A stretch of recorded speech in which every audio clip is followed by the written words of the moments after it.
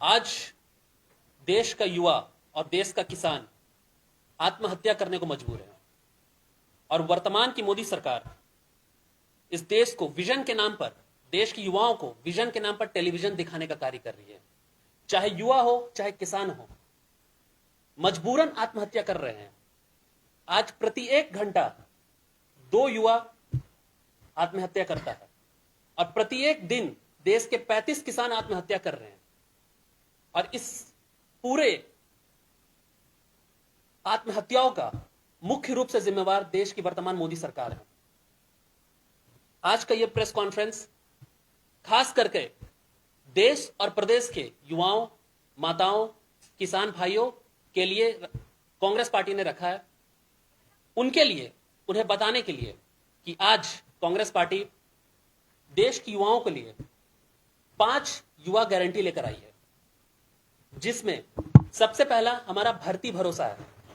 इस भर्ती भरोसा स्कीम के अंतर्गत हम केंद्र सरकार में रिक्त पड़े 30 लाख से अधिक सरकारी नौकरियों को तुरंत सृजित करेंगे।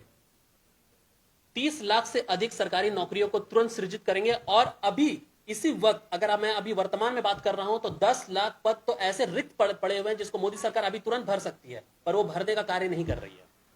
तो इस भर्ती भरोसा योजना के अंतर्गत कांग्रेस पार्टी सबसे पहले 30 लाख नए रोजगार सृजित करेगी और 10 लाख आते के साथ यह गारंटी कांग्रेस पार्टी दे रही है। हमारे राष्ट्रीय अध्यक्ष श्री राहुल गांधी, हमारे राष्ट्रीय अध्यक्ष श्री मल्लिकार्जुन खड़गे जी ने भी कहा है, हमारे राष्ट्रीय नेता श्री राहुल गांधी जी ने भी कहा और कांग्रेस पार्टी के शीर्ष नेतृत्व में भी इसे मन से घोषणा की है कि हम आते के साथ, हमारी सरकार इंडिया अलायंस, इंडिया गठबंधन की सरकार बनते के साथ 10 लाख रोजगार युवाओं को, सरकारी रोजगार केंद्र सरकार में 10 लाख हम युवाओं को तुरंत भर्ती करेंगे। दूसरी, पहली नौकरी पक्की, ये स्कीम पहली नौकरी पक्की, इसके अंतर्गत 25 वर्ष तक स्नातक पास के युवाओं को, अप्रेंटिस कर रहे युवाओं को मासिक भत्ता देते हुए 1 साल तक 1 लाख रुपया दिया जाएगा। वो चाहे सरकारी या गैर सरकारी में कार्य करो और एक्सपीरियंस कर रहे हो, अपने एक्सपीरियंस को, अपने स्किल्स को इनहेंस करने के लिए बहुत से छात्र ऐसे 1 साल के लिए वो ट्रेनिंग पीरियड में जाते हैं, अप्रेंटिस करते हैं। तो उन छात्रों को, जहां बहुत ऐसे हमने देखा है, कांग्रेस पार्टी लगातार छात्रों से जब मिल रही थी और भारत जोड़ो न्याय यात्रा के दौरान जो राहुल गांधी छात्रों से मिल रहे थे, उसमें लगातार ये शिकायतें आ रही थी कि हमें ट्रेनिंग के नाम पे हमें कार्य कराया जाता है और हमें कोई भत्ता नहीं दिया जाता है। और ये बहुत ही दुर्भाग्यपूर्ण है। आप 24 घंटे में 12 घंटा 16 घंटा एक युवा छात्र से काम करा रहे हैं और उसे कोई भत्ता तक नहीं दे रहे हैं। तो इस चीज को, इस अन्याय को रोकते हुए ये कांग्रेस पार्टी पहली नौकरी पक्की स्कीम के अंतर्गत 1 साल तक 1 लाख रुपए अप्रेंटिस करे छात्रों को, ट्रेनिंग कर रहे छात्रों को, चाहे सरकारी हो चाहे गैर सरकारी संस्थाएं हो, हर जगह उन्हें 1 लाख देने का कार्य करेगी। तीसरा बहुत मुख्य बात है, बहुत मुख्य मुद्दा है पेपर लीक का मुद्दा। इसमें एक सर्वे हुआ था, जिस सर्वे में देखा गया कि पिछले 15 राज्यों में 40 से अधिक पेपर लीक हुए हैं और पिछले 5 साल में 1.5 करोड़ छात्रों की जो भविष्य अंधकार में चला गया, वो लटक गए। और वर्तमान की मोदी सरकार पेपर लीक को लेकर बिल्कुल भी सजग नहीं है। ये चाहती ही नहीं है देश के युवाओं को नौकरी देना। ये अभी अब ये निकालेंगे, नोटिफिकेशन जारी करते हैं और एग्जाम लेने में 2 साल लगाते हैं और 2 साल बच्चा, 3 साल बच्चा तैयारी करता है और 3 साल के बाद पेपर लीक हो जाता है। कहीं पहला पेपर लीक हो जा रहा है, कहीं दूसरा पेपर लीक हो जा रहा है, कभी फर्स्ट ग्रेड में लीक हो जाता है, कभी सेकंड स्टेज में लीक हो जाता है, कभी इंटरव्यू सेट हो जाता है। तो पूरा इनका एक ही फोकस नेक्सस है कि नौकरी देना नहीं है, देश के युवाओं को विजन के नाम पर टेलीविजन थमा देना है। आप टेलीविजन देखिए, आप इस देश के कुछ चुनिंदा पूंजीपतियों की शादियों को देखिए। 800 करोड़ और 1000 करोड़ की शादी हुई भी नहीं, 800 करोड़ और 1000 करोड़ की आप शादी, उनका ठुमका देखिए, नाच देखिए और आप अपना भविष्य को अंधकार में समझ बैठिए। तो इसको देखते हुए, पेपर लीक को देखते हुए कांग्रेस पार्टी ने पेपर लीक को रोकने के लिए हमने ये तय किया है कि हमारी सरकार आते ही हम जो ये प्राइवेट संस्थाएं, जो एक आउटसोर्सिंग हो रहा है एग्जामिनेशन कराने का, जो एग्जाम कंडक्ट करने वाली एजेंसीज होती है, जो प्राइवेटाइज होती है, प्राइवेट कंपनियां होती है, जब से इनको लाया गया है तब से ये लगातार देखा जा रहा है कि ये पेपर लीक हो रहा है। हम इसे तत्काल रूप से रोकते हुए भारत सरकार की द्वारा कार्य करी संस्थाओं, एजेंसियों, सरकारी एजेंसियों को ये कार्य देंगे कि आप पेपर का एग्जाम करें, आप एग्जामिनेशन को कंडक्ट करें, और इसको तुरंत रोका जाएगा और पेपर लीक के लिए स्पेशल एक लॉ बनाया जाएगा पूरे देश में। अभी वर्तमान में झारखंड में ये लॉ है, हमारे कांग्रेस पार्टी और जेएमएम की गठबंधन वाली सरकार ने इस कानून को पारित किया है पेपर लीक का, और इसी कानून को हम पूरे राज्य में घोषित लाने का कार्य करेंगे, पूरे देश के लिए बनाएंगे। दूसरा है गिग इकोनॉमी। गिग इकोनॉमी जैसे कि जो कॉन्ट्रैक्चुअल लेबर होते हैं, जो कॉन्ट्रैक्ट वर्कर होते हैं, जो टेम्पोररी बेसिस पे किसी कंपनी में कॉन्ट्रैक्ट बेसिस पे जो काम कर रहे होते हैं, उनको अक्सर देखा गया है कि उनकी जो आमदनी है वो परमानेंट नेचर के जॉब वालों से काफी कम होती है, और उनकी जॉब सिक्योरिटी और फैमिली सिक्योरिटी की बात अक्सर बार बार उठती आ रही कि उनके लिए जॉब सिक्योरिटी नहीं है, उनकी फैमिली के फुल प्रूफ सिक्योरिटी नहीं है। तो उसको देखते हुए हमारी कांग्रेस सरकार ने राजस्थान में, छत्तीसगढ़ में और तेलंगाना में एक कानून पारित किया था, जिसके अंतर्गत, जिस स्कीम के अंतर्गत हमने वहां के कॉन्ट्रैक्चुअल वर्कर को, टेम्पोररी बेसिस पे काम करे वर्कर को, कर्मियों को, चाहे प्राइवेट हो चाहे सरकारी कर्मचारी हो, सरकारी कंपनियों में वो प्राइवेट तरीके से काम कर रहे हो, कॉन्ट्रैक्ट बेसिस पे काम कर रहे हो, उनके लिए 5 लाख का स्वास्थ्य बीमा और 10 लाख का दुर्घटना बीमा करने का कार्य करेगी। ये पूरे देश में लागू करेंगे। अभी हमारे तेलंगाना राज्य में है, छत्तीसगढ़ में और राजस्थान में हमने कर दिया है, कांग्रेस पार्टी ने किया है, इसे हम पूरे देश में लागू करेंगे। और चौथा है युवा रोशनी। युवा रोशनी के अंतर्गत देश में 5,000 करोड़ का एक कॉर्पस फंड क्रिएट किया जाएगा। 5,000 करोड़ का एक कॉर्पस फंड क्रिएट किया जाएगा, स्पेशल फंड क्रिएट किया जाएगा, ताकि देश के प्रत्येक जिले में युवाओं को स्टार्टअप में हेल्प करने के लिए, उनकी स्टार्टअप फंडिंग को हेल्प करने के लिए ये 5,000 करोड़ का जो फंड, स्पेशल फंड है, उसका इस्तेमाल हो सके। अभी आप वर्तमान में देख रहे होंगे कि मोदी सरकार द्वारा लगातार जिस तरह से skill India, make in India, digital India, आत्मनिर्भर भारत और पंडित दीनदयाल रोजगार कौशल योजना, और इस तरह ना जाने कितने तरह के स्कीम्स चलाए गए, तरह की स्कीम्स चलाए गए, पर इसका नतीजा क्या हुआ? नतीजा यह हुआ कि आज वर्तमान में देश के 75% एमएसएमई बंद पड़े हुए हैं। स्टार्टअप इंडिया ठप पड़ा हुआ है। 75% एमएसएमई, जो देश की रीढ़ की हड्डी है, जो देश के नौजवानों की रीढ़ की, आज आप बोल रहे हैं आप रोजगार दोगे नहीं, आप सरकारी रोजगार आप बंद करते चले जा रहे हो, आपने रेलवे में नौकरियां बंद कर दी, आपने जो सबसे बड़ी रोजगार देने की सबसे बड़ी संस्था थी, जो हमारी रक्षा का जो क्षेत्र था, चाहे सेना में, चाहे सेना हो, चाहे थल सेना हो, चाहे वायु सेना हो, चाहे आपकी जल सेना हो, इसमें सबसे बड़े व्यापक रूप में नौजवानों को भर्ती किया जाता था। आपने उस भर्ती प्रक्रिया को पे लात मारते हुए एक नया स्कीम लेकर आए, अग्निवीर योजना, जिससे मूलतः इस देश के युवाओं का भयंकर नुकसान हो रहा है। एक अग्निवीर को 4 साल की नौकरी में अगर वो शहीद हो जाता है तो उसे शहादत का दर्जा तक नहीं देगी ये सरकार। और जो कि हम देख रहे हैं लगातार, हमारे सियाचिन में भी नौजवान, अग्निवीर के नौजवान बेचारे शहीद हो गए, उन्हें शहीद का दर्जा तक नहीं दिया गया। तो ये प्रश्न चिन्ह है, आप नौकरी दोगे नहीं, आप स्टार्टअप इंडिया के नाम पर, स्किल इंडिया के नाम पर, डिजिटल इंडिया के नाम पर, मेक इन इंडिया के नाम पर देश को लगातार ठगने का कार्य करोगे, युवाओं को ठगने का कार्य करोगे, विजन के नाम पर टेलीविजन दिखाओगे, और अब आप ये चाहोगे कि देश की जनता वापस आप पर भरोसा करे। जी नहीं, देश की जनता वाकई आपको समझ चुकी है, देश के नौजवान आपको समझ चुके, देश का युवा आपको समझ चुका है, और अब सिर्फ और सिर्फ यो रोजगार का बात होगा कि आपने पिछले 10 वर्षों में हमारे लिए किया क्या। देश का युवा यह पूछता है, कांग्रेस पार्टी यह पूछती है कि देश के युवाओं के लिए आपने किया क्या। मैं बताना चाहता हूं कि अगर मैं सिर्फ 7 पब्लिक सेक्टर यूनिट्स का नाम ले लूं ना, चाहे सेल हो, चाहे ओएनजीसी हो, चाहे गेल हो, चाहे आईओसीएल हो, एचपीसीएल हो, भेल हो, ऐसे 7 पब्लिक सेक्टर यूनिट्स का नाम लो, तो इन 7 पब्लिक सेक्टर यूनिट्स में ही 3,20,000 रिक्त पद हैं। 3,20,000 रिक्त पद है जिसको मोदी सरकार भरने का कार्य नहीं कर रही है। सोच लीजिए, 2019 से आज 2024 आ गया, रेलवे में मात्र 5,000 नौकरियां इन्होंने निकाला, सिर्फ 5,000। इनकी इंडियन रेलवेज एसोसिएशन का ही एक रिपोर्ट है कि इनको खुद 7200 नए लड़के चाहिए लोको पायलट्स में, एज अ लोको पायलट 7200। जिस तरह का दबाव इंडियन रेलवे झेल रहा है, जिस तरह का प्रेशर इंडियन रेलवे झेल रहा है, उसी का नतीजा है कि लगातार इंडियन रेलवेज में हादसे हो रहे हैं, ट्रेन हादसों का इजाफा बढ़ता जा रहा है। यह प्रेशर है उनके ऊपर, और देश की जनता को मोदी सरकार, ये वर्तमान की भाजपा सरकार अंधकार में रखते हुए एक रिस्क जोन में डाल चुकी है। उन्हें कोई लेना देना नहीं है।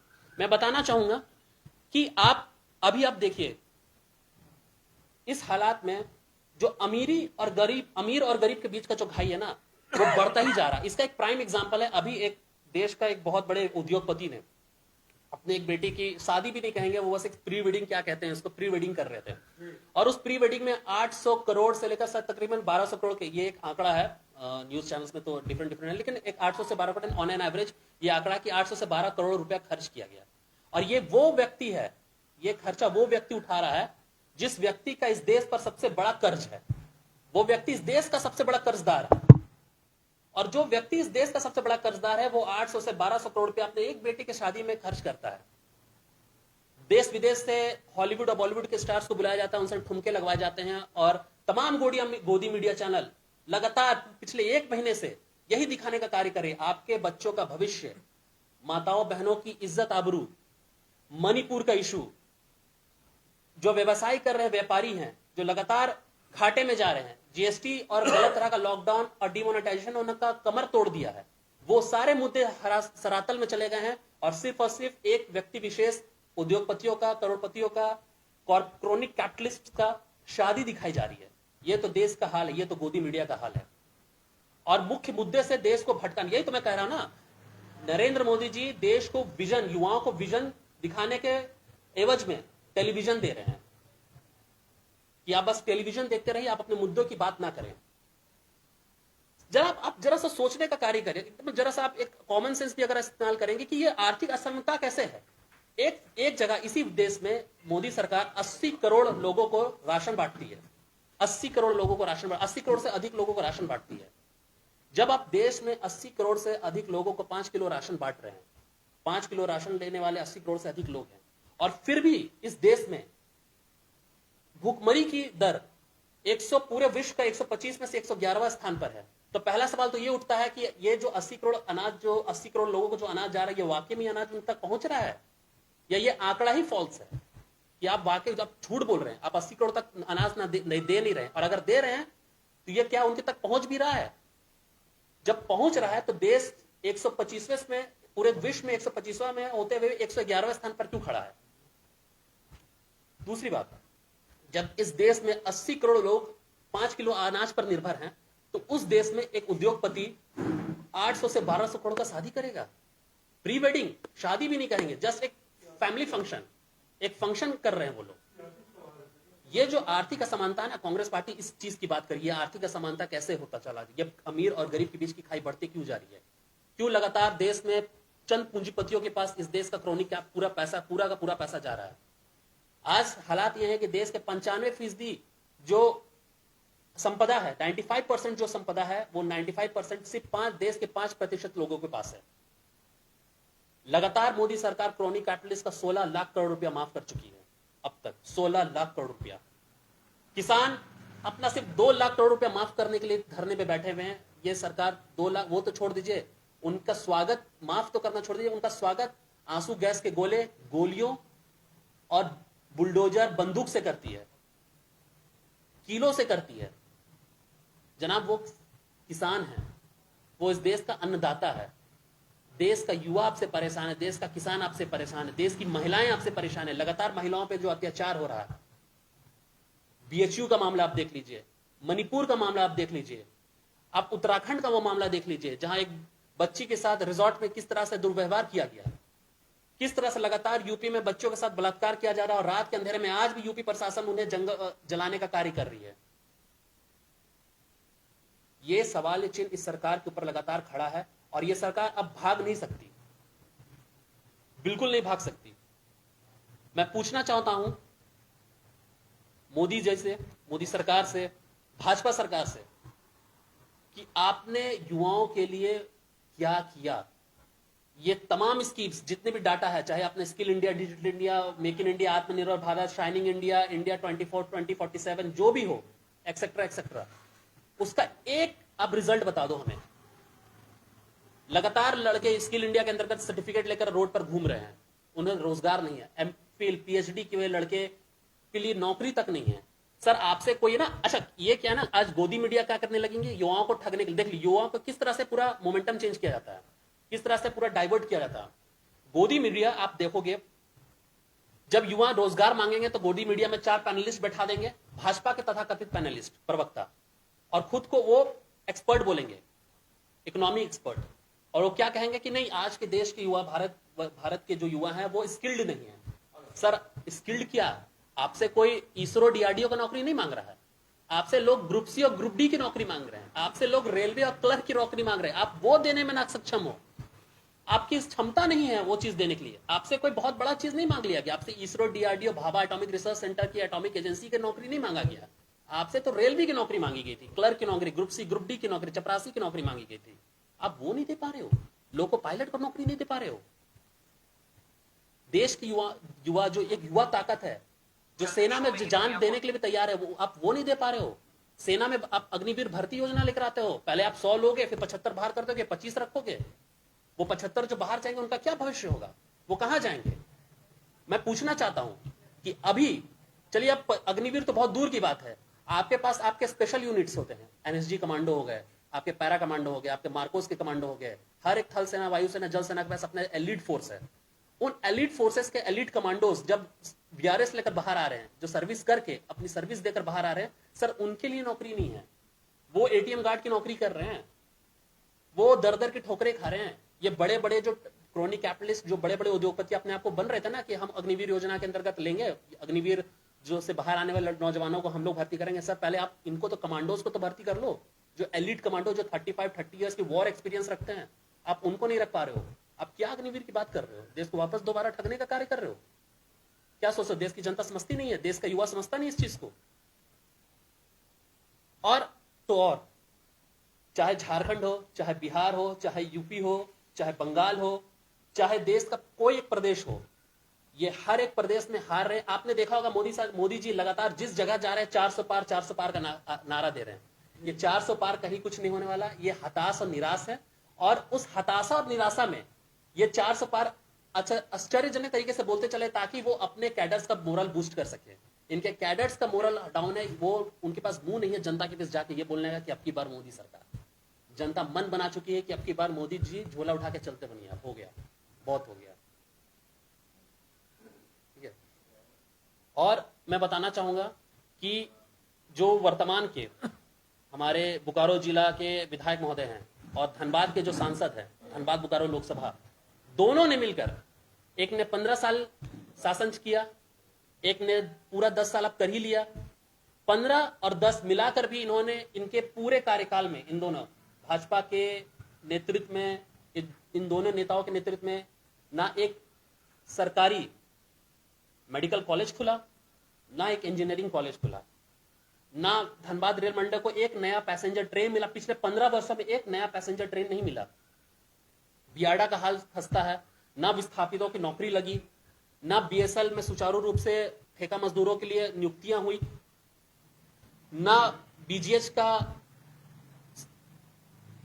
अपग्रेडेशन हुआ, बंद पड़े बीएसएल के स्कूलों का ना अपग्रेडेशन हुआ, ना नए स्कूल बनाए गए, ना स्कूल ऑफ एक्सीलेंस बनाए गए, यहां पे ना विस्थापित के मजदूरों के लिए कुछ कार्य किया गया।